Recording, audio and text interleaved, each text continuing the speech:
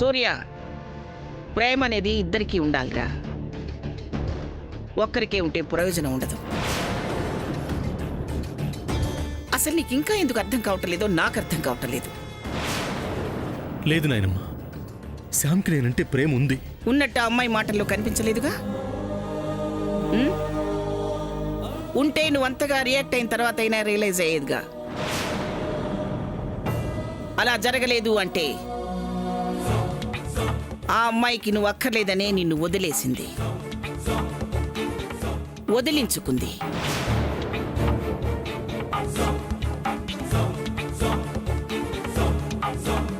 లేదు నాయనమ్మా, తన మనసులో నేనున్నాను. ఉన్నావని నువ్వు భ్రమపడుతున్నావురా. కాదని నేను నిరూపిస్తాను నాయనమ్మా. ఎలా?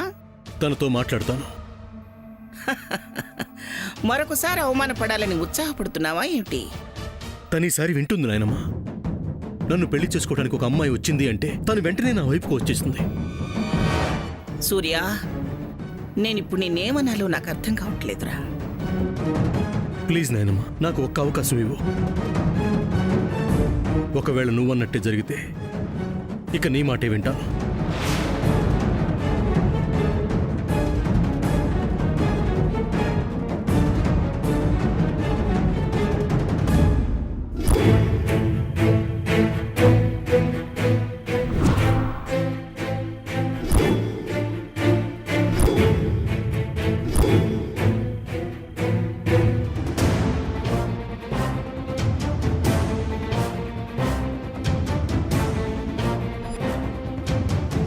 శామ్, నీ బిహేవియర్ వల్ల మనిద్దరం దూరం అయ్యే పరిస్థితి వచ్చింది. నేనంటే నిజంగానే నీకిష్టం లేదని అందరూ నమ్మేస్తున్నారు. ఆ నమ్మకం కరెక్ట్ కాదని నువ్వు చెప్పాలి. నీ మనసులో ఉన్న మన ప్రేమను నువ్వు ఇప్పుడు బయట పెట్టాలి. లేదంటే ఇక మనం కలిసి ఉండేది కాలే.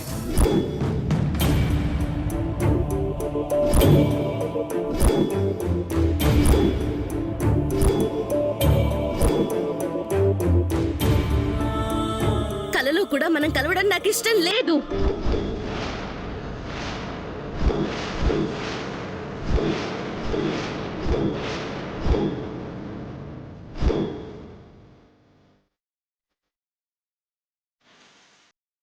శామ్, ఏంటి ఏంటి నేనేం చెప్పాలనుకున్నానో చెప్పిన తర్వాత కూడా నాకు ఈ టార్చర్ ఏంటి? నువ్వే నాకు వద్దని చెప్తుంటే వినవేంటి? మాటలతో చెప్తున్నాను, బిహేవియర్ లో చూపిస్తున్నాను, ఇంకా అర్థం కావడం లేదా? ఇంకేం చేస్తే నమ్ముతావో చెప్పు, ఇమీడియట్ గా చేస్తాను.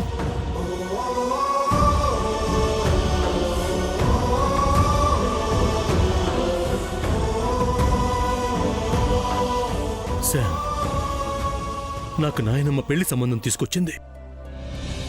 అమ్మాయి కిందుంది.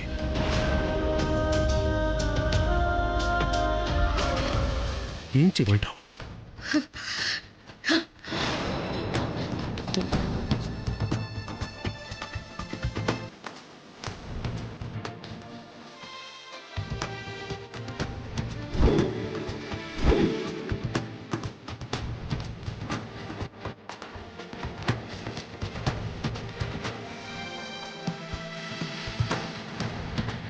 నిన్నే అడుగుతున్నాను సార్. కళ్ళ ముందు ఉన్నప్పుడే మనసులో ఉన్నది చెప్పు. నీ చెయ్యి పట్టుకుందాం అనుకుంటున్నాను సార్. వదిలితే జ్ఞాపకాలే మిగులుతాయి. Try to understand Sam. నువ్వు నన్ను అర్థం చేసుకో. ఎందుకు నాకు ఇరిటేషన్ తెప్పిస్తున్నావు? సంబంధం తెస్తే నీకు నచ్చితే చేసుకో, నాకెందుకు చెప్పడం? నువ్వెవరిని చేసుకుంటే నాకేంటి? శామ్, నువ్వు ఈ మాటలు మనస్ఫూర్తిగానే చెప్తున్నావా? మనసులో ఉన్నదే చెప్తున్నాను. చాలా.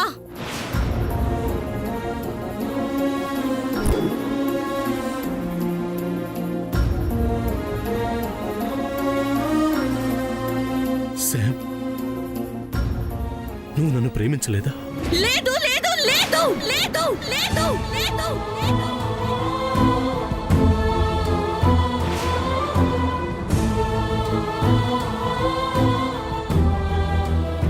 సూర్య లేదని చెప్పిందిగా, తెలుసుకున్నావు కదా, ఇక పద. నువ్వు అవకాశం అడిగావు, నేను ఇచ్చాను, అయిపోయింది. శ్యామ్ అన్నమాట మీదే నిలబడింది. నువ్వు ఇచ్చిన మాట నిలబెట్టుకో.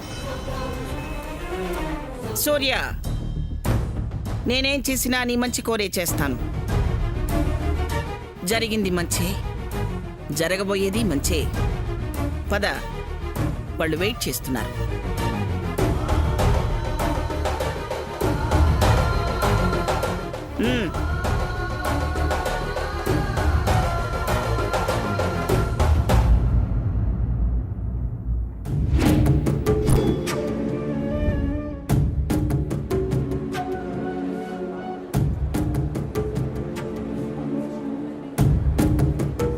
ఏంటి, ఏమై ఉంటుంది? వాళ్ళు రాలేదేంటి ఇంకా? ఇప్పటిదాకా వెయిట్ చేసి వాళ్ళు వస్తున్నప్పుడే అడుగుతున్నాం. ఓ, కోటేశ్వరరావు గారు, సారీ అండి, మిమ్మల్ని బాగా వెయిట్ చేయించినట్టున్నాను. పర్లేదులేమ్మా, వెయిట్ చేయించినందుకు నేనేం ఫీల్ అవును. వెయిట్ తగ్గితేనే ఫీల్ అవుతాను. బాబు ఏమన్నారు? నా మాట నా మనవడు ఎప్పుడు కాదండండి. నా మాటకు మా పాప విలువిస్తుంది. ఏమా, నీకు ఓకే కదా?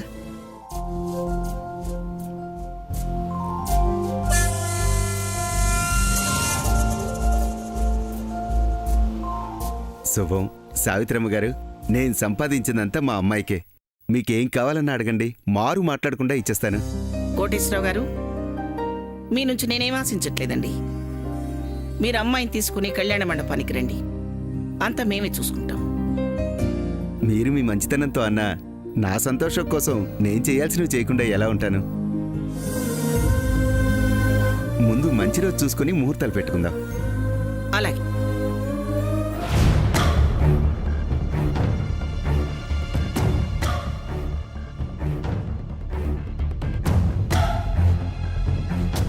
మైత్రి, నువ్వేంటి ఇక్కడ?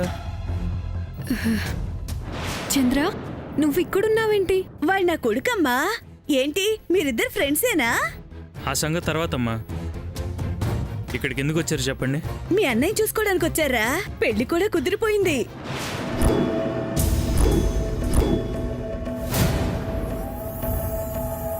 ఏంటి, దీంతో అన్నయ్యకి పెళ్ళా?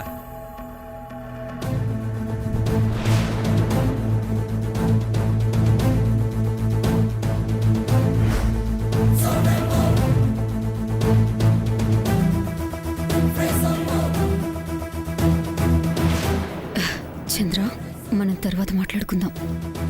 ఏంటి తర్వాత మాట్లాడేది? చంద్ర, ఏమిట్రా నువ్వు మాట్లాడుతుంది?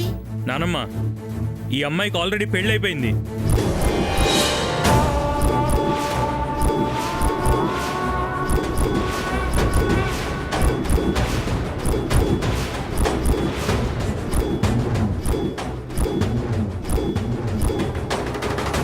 అవును నానమ్మ, వీళ్ళు వైజాగ్లో ఉంటారు.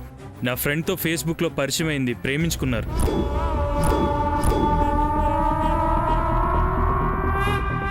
వాడి కోసం ఇంట్లోంచి వచ్చేస్తే సిన్సియర్గా ఉంది కదా అని నేనే దగ్గరుండి ఇద్దరికి రిజిస్టర్ మ్యారేజ్ చేయించాను.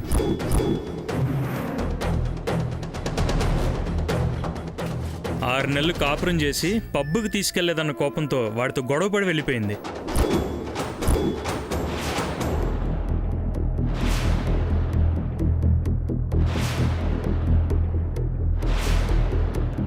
ఈ అమ్మాయి కోసం వాడు ఎంత ట్రై చేసినా హెరాసింగ్ కేసు పెట్టి డివోర్స్ నోటీస్ పంపించేసింది. వాడేం చేయకుండా పోలీస్ స్టేషన్ చుట్టూ పిచ్చోళ్ళే తిరుగుతున్నాడు నానమ్మ. వీళ్ళ డాడీ కూడా పోలీసులకు డబ్బులు ఇచ్చి వాళ్ళని టార్చర్ పెట్టేలా చేస్తున్నారు. ఈ అమ్మాయి మెంటాలిటీ మంచిది కాదు నానమ్మ. కోటేశ్వరరావు గారు, ఈ విషయం ముందే ఎందుకు నాకు చెప్పలేదు? మీరు మాత్రం అన్ని విషయాలు మాకు చెప్పారా?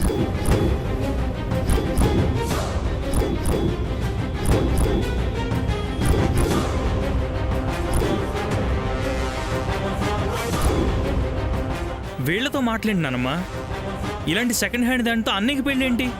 ముందు బయటికి పంపించేయి. ఏయ్, మైండ్ యువర్ వర్డ్స్. పిచ్చి పిచ్చిగా మాట్లాడావంటే పళ్ళు రాల కొడతా. ఏమనుకుంటున్నావో?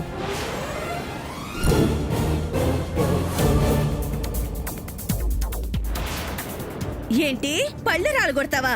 ఎందుకు రాలగొడతావు? ఎలా రాలగొడతావు? నీ గురించి నా కొడుకు చెప్తే పళ్ళు రాలగొడతానంటావా?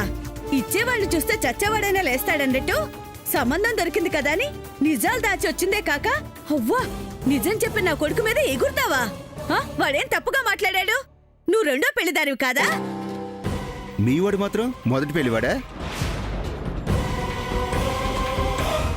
మేము మీ దగ్గర నిజాలు దాచామా? మీరు దాయలేదా? అన్ని విషయాలు మాకు తెలుసు. ఇద్దరికి రెండో పెళ్ళే కదా అని నేను ఏం మాట్లాడలేదు. మేమేమి మీ గురించి ఎంక్వైరీ చేయకుండానే వచ్చాం అనుకోకండి. మీకు ఎవరేం చెప్పారో తెలియదు గాని నా కొడుకు ఇది రెండో పెళ్లి కాదు. ఇంకా ఎందుకండి బుకాయిస్తారు? అలా అనుకుంటే మా అమ్మాయికి ఇదే మొదటి పెళ్లి అంటావు. నమ్మేయండి.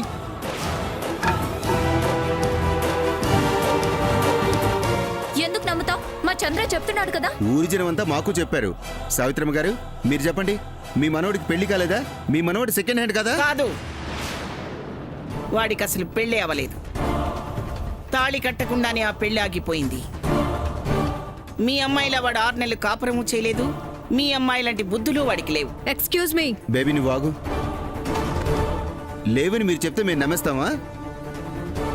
అవునండి, కాకి పిల్ల కాకి ముద్దు అన్నట్టు ఎవరి పిల్ల వాళ్ళకి ముద్దు.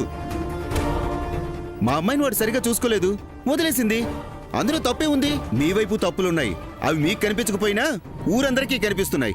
మీ మనవడు సెకండ్ హ్యాండ్ కానప్పుడు నా కూతురు సెకండ్ హ్యాండ్ కాదు.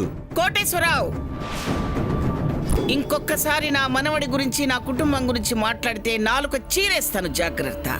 ఎందుకు చీరేస్తారండి? ఎందుకు చీరేస్తారు? నా కూతురు గురించి తప్పుగా మాట్లాడినప్పుడు నేను మాట్లాడినా? మేము మాట్లాడేది ఉన్నదే, మీరు కల్పిస్తున్నారు. ఏం కల్పించాం? మీరే ఏదో కల్పించి మా ముందు ఉంచాలని చూశారు.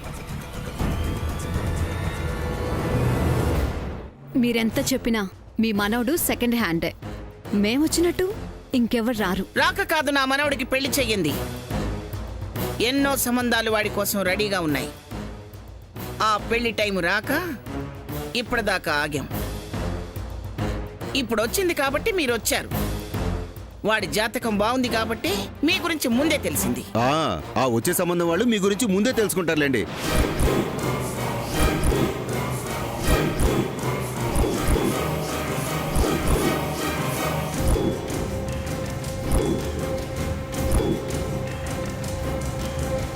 మేమైతే ఇక్కడ దాకా వచ్చాం, వాళ్ళు ఫోన్లోనే కట్ చేస్తారు. ఈ జన్మకు మీ మనవడికి పెళ్ళే కాదు. నేను చేస్తాను, ఎప్పుడో కాదు. నెల తిరగకుండా మంచి సంబంధం చూసి నా మనవడికి పెళ్లి చేస్తాను. నువ్వన్న మాట తప్పని నిరూపిస్తాను. అది చూస్తానండి. చూడు, శుభలేఖ పంపిస్తాను. కుటుంబ సమేతంగా వచ్చి పెళ్లి చూడు. ఏంటి, శుభలేఖల వరకు వెళుతుందా? అసలు మీకు సంబంధం దొరుకుతుందా?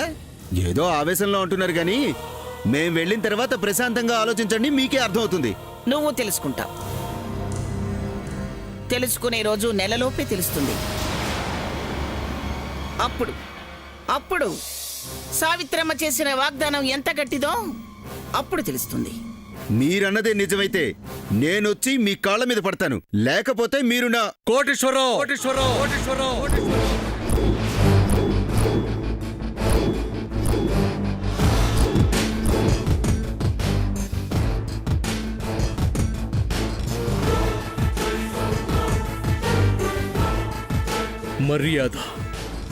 మర్యాదగా మాట్లాడు. నోరు జారొద్దు. నేనేం మాట జారలేదు బాబు. మీరెవరూ నోరు జారకుండా ఉండాలని నేను కోరుకుంటున్నాను. చూస్తాను ఎంతవరకు మీ నాన్నమ్మ గారు మాట మీద నిలబడతారో. 4 రోజులే కదా సావిత్రమ్మ గారు, మళ్ళీ చెప్తున్నాను, 4 రోజుల్లో మీ మనవడికి పెళ్లి చేస్తే నేను మీ కాళ్ళ మీద పడతాను. లేదంటే నా కూతుర్నిచ్చి మీ మనవడికి పెళ్లి చేస్తారా?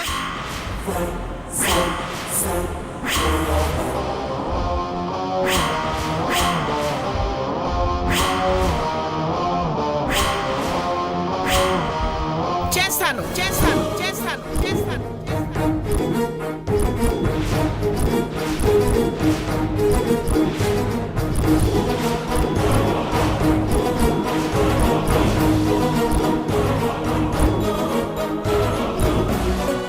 చేస్తాను.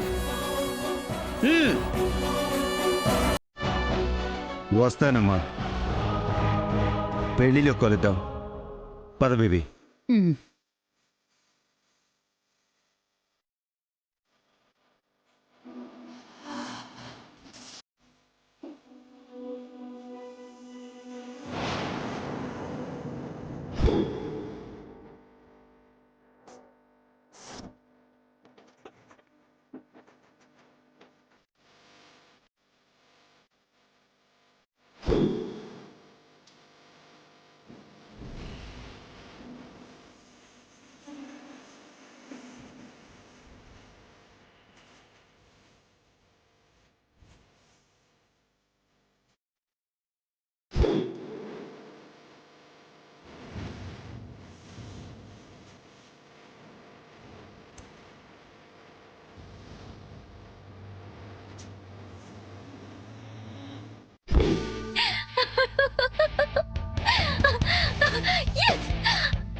సంబంధం అడ్డు ఎలా తొలగించుకోవాలనుకుంటే నేనేం చేయకుండానే చంద్ర వల్లే అడ్డు తొలగిపోయింది. ఈ నెల రోజుల్లో ఏ సంబంధం రాకుండా ముందే చెడగొట్టి నేనే గతయ్యేలా చేస్తా. సూర్య చేత తాళి కట్టించుకుంటాను. అమ్మ సామాన్య, అమ్మ సామాన్య,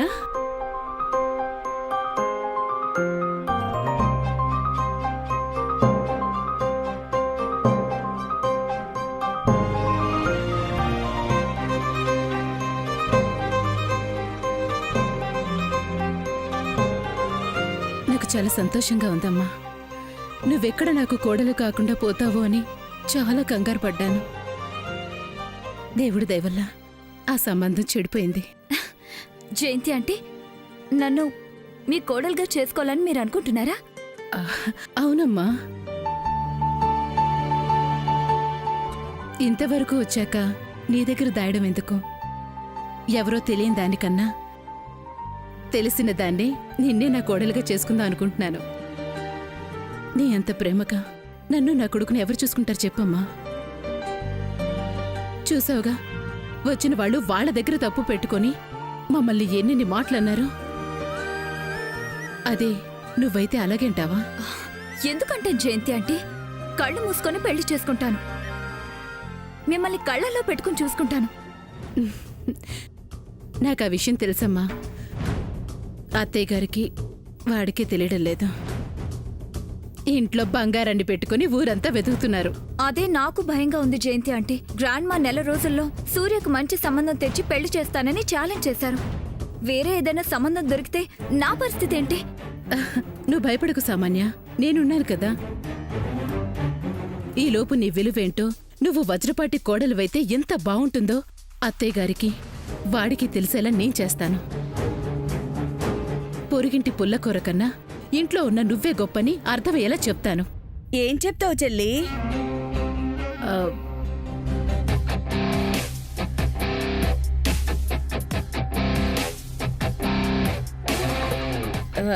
ఏంటలా చూస్తున్నారు? నేనేం మీకు శత్రువును కాను. మేవేమీ అలా అనుకోవడం లేదక్కా. అనుకోలే చెల్లి, నాకు తెలీదా? సామాన్యని నీ కొడుక్కిచ్చి పెళ్లి చేసుకోవాలి అనుకోవడంలో తప్పేం లేదు, కానీ ఈ లోపుగా ఒక లాయర్ను కూడా మాట్లాడి పెట్టుకుంటే బాగుంటుంది. లాయరా? లాయర్ దేనికి రాజీ అంటే? ఎందుకంటావేంటి సామాన్య? సూర్య ఇంకా శామ్కి విడాకులు ఇవ్వలేదు కదా. ఆ అమ్మాయి రేపొద్దునే ఉన్న కేసు పెడితే మాట్లాడడానికి ఉండాలి కదా. కేసెందుకు పెడుతుందక్క? అయినా ఎవరినైనా చేసుకోమని అదే చెప్పింది కదా. ఈ రోజు చెప్పింది, ఎప్పుడు ఒకేలా చెప్తుందని అనుకోకూడదుగా చెల్లి. అది చెప్తే ఏంటి, చెప్పకపోతే ఏంటి? దాని మెళ్ళో నా కొడుకు తాళి కట్టలేదు కదా. తాళి కట్టలేదని మనం అనుకుంటే సరిపోతుందా? వచ్చిన వాళ్ళకు కూడా చెప్పాము, వాళ్ళు విన్నారా? రెండో పెళ్ళనేగా అన్నారు. చెప్పలేం చెల్లి, ఇప్పుడంతా ఆడవాళ్ళు పెట్టిన కేసులే పోలీసులు నమ్ముతున్నారు. మహిళా మండలి వేరే ఉంది, టీవీ వాళ్ళు ఉన్నారు. అక్కడ దాకా అమ్మాయి వెళ్తే ఎవరూ ఊరుకోరు. ఏంటక్క ఇవన్నీ చెప్పి భయపెడుతున్నావా? నేనెందుకు భయపెడతాను చెల్లి, జాగ్రత్త పడమని ముందుగా చెప్తున్నా. నీ శ్రేయోభిలాష్గా ముందుగా హెచ్చరిస్తున్నాను. సరే చెప్పావుగా, మేం చూసుకుంటాంలే. ఏం చూసుకుంటావో ఏమో మరి. ఏం సామాన్య, మనకిన్ని గొడవలు అవసరమా చెప్పు? సూర్యుని దక్కించుకోవడం కోసం నేనెన్ని బాధలైనా భరిస్తాను రాజేంటి.